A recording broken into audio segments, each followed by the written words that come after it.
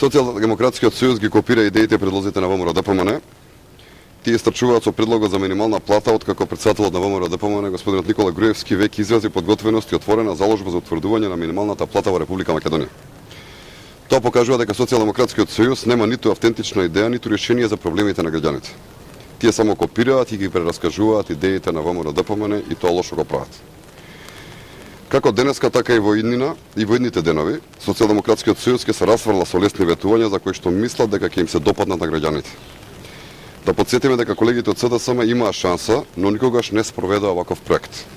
Наместо тоа се занимаваат со стечајни постапки, криминални приватизации и со своето сопствено богатење.